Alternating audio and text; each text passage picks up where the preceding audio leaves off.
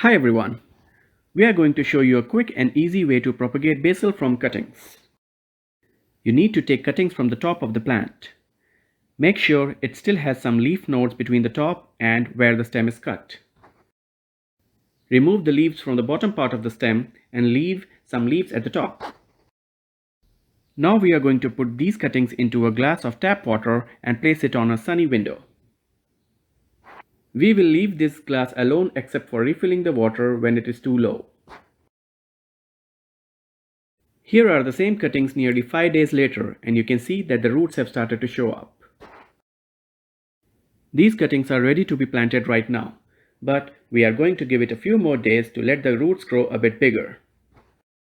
We got a bit busy and didn't get a chance to pot these cuttings earlier. So now, nearly 15 days later, you can see that these cuttings have grown a big root system. We are going to plant these cuttings today. We plan to keep these plants indoor to use during fall and winter months.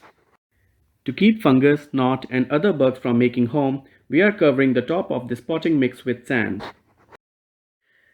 There you have it. So why stop at basil?